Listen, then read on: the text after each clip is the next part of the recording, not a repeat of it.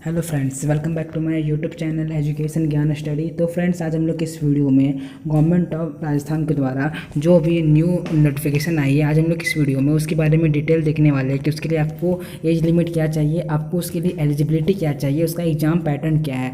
Video थोड़ा लंबा हो सकती है, लेकिन मैं आपको कंप्लीट डिटेल इस वीडियो में देने वाला हूँ। अगर आपको सिलेबस का अलग से वीडियो चाहिए तो मैं सिलेबस का अलग से वीडियो में बना दूंगा, लेकिन अगर आपको इसी वीडियो में सिलेबस में आपको कुछ कुछ बता दूंगा, लेकिन इसके बाद में कंप्लीट डिटेल सिलेबस का वीडियो में अलग से बताऊंगा।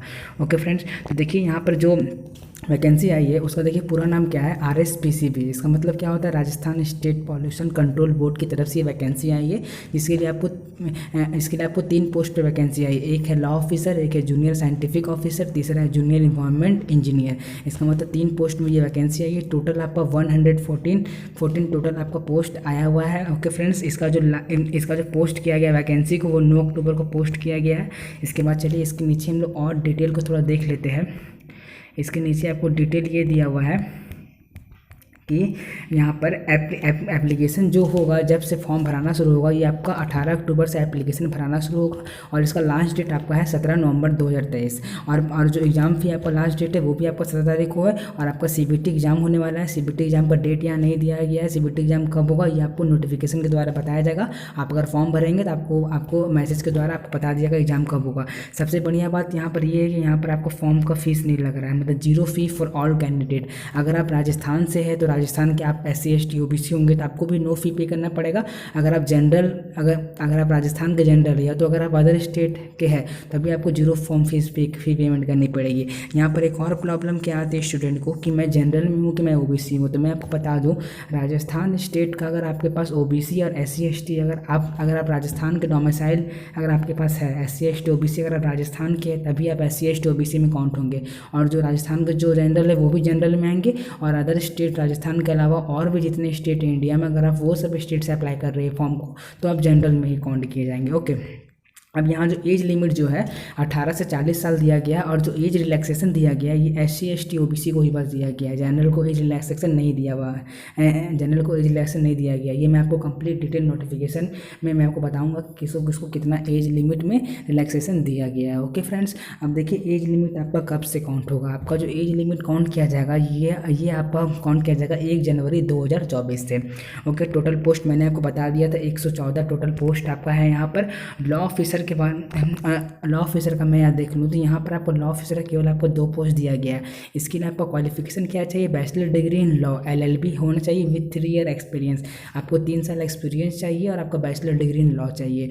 जूनियर साइंटिफिक ऑफिसर के लिए यहाँ पर क्या चाहिए रिक्वायरमेंट, मास्टर डिग्री MSc या तो master degree in any branch of chemical science, in any branch of chemistry, soil science, environment science, microbiology after BSc BS in any discipline of science. अगर आपने BSc या तो BS आपने कोई भी science stream से किया है, उसके बाद अगर आपने मास्टर डिग्री, ये जो ऊपर ब्रांच लिखा हुआ है ये ब्रांच से अगर आपने मास्टर डिग्री किया है तो आप इस जूनियर साइंटिफिक ऑफिसर के फॉर्म को भर सकते हैं। जूनियर इन्वायरमेंट इंजीनियर की मैं बात करूँ तो यहाँ पर आपका MTech और यहाँ पर आपका MTech और ME यहाँ पर आपको मांग रहा है रिक्वायरमेंट में आपको कि biotechnology, chemical, civil, mining, environmental, textile engineering. यहाँ पर जो भी डिपार्टमेंट आपको यहाँ इंजीनियरिंग का दिया हुआ है, यहाँ पर देखिए मैकेनिकल इलेक्ट्रिकल नहीं दिया हुआ है, इसका मतलब वो डिपार्टमेंट एलिजिबल नहीं है। यहाँ पर जो डिपार्टमेंट दिया हुआ है वहीं बस एलिजिबल है। अब मैं आपको बता दूँ कि यहाँ पर सबसे ज़्यादा वैकेंसी आया है जूनियर साइंटिफिक ऑफिसर का जो 59 है। बाकी तो इसका दिख रहा है 53 है, उसका केवल 2 वैकेंसी दिख रहा है। तो बाकी उसका वैकेंसी थोड़ा कम है, तो आप देख लीजिएगा अपने हिसाब से, आपके जो क्वालिफिकेशन उसके हिसाब से आप ये फॉर्म को फिल कर सकते हैं।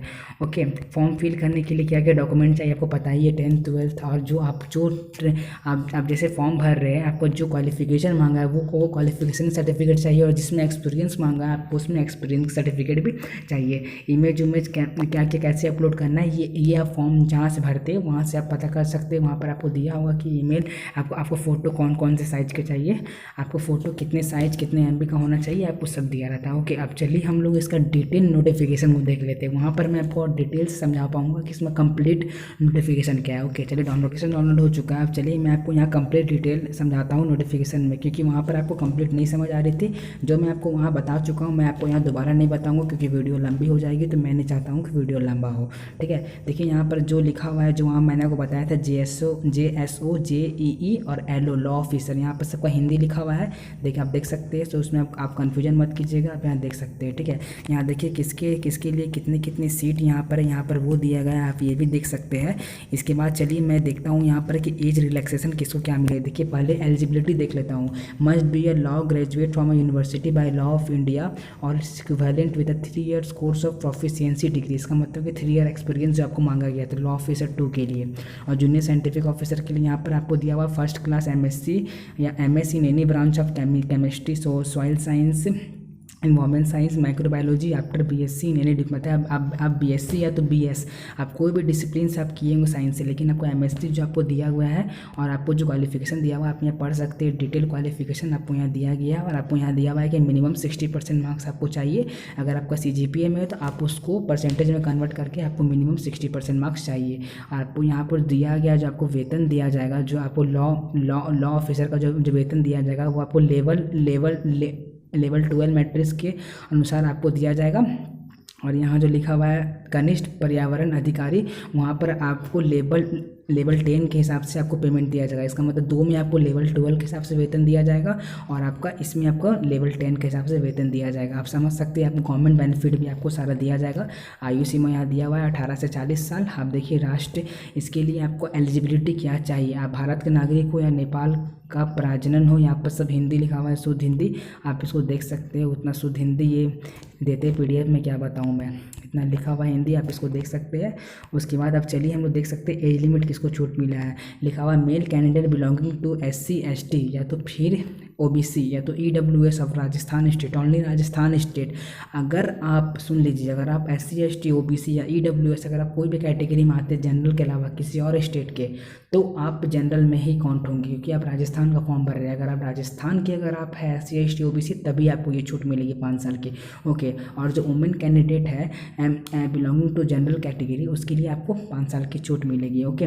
और जो women candidate belonging to SC ST या तो जो लिखा हुआ है उनके लिए आपको 10 साल की छूट मिलेगी, ठीक है। लेकिन जो राजस्थान के ही है, लेकिन वुमेन कैटेगरी जो बिलोंग देने का, देखिए यहाँ लिखा हुआ है women belonging to general category. इसका मतलब कि अदर स्टेट के भी जो वुमेन्स है उसके लिए आपको 5 साल की छूट मिलेगी। लेकिन जो अदर स्टेट की वुमेन जो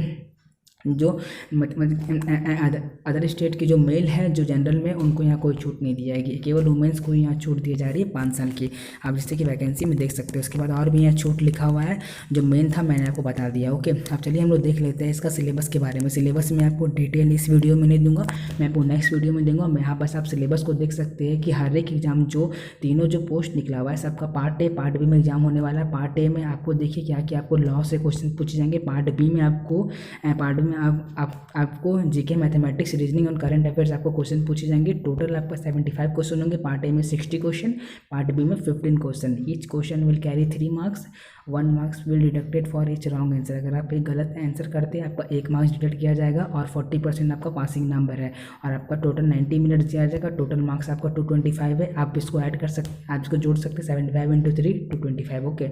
अब जो जूनियर साइंटिफिक ऑफिसर है, यहाँ पर पार्ट A का यहाँ सिलेबस आपको दिया हुआ है। पार्ट B का सिलेबस में सबका सेम, पार्ट B सबका सेम है, ठीक है ना। पार्ट B में आपको टोटल 75 क्वेश्चन दिया जाएगा, 3 मार्क्स का क्वेश्चन रहेगा और पेपर आपका हिंदी इंग्लिश दोनों में रहेगा। पार्ट ये भी, इसमें भी टोटल 75 क्वेश्चन रहेगा 225 मार्क्स का।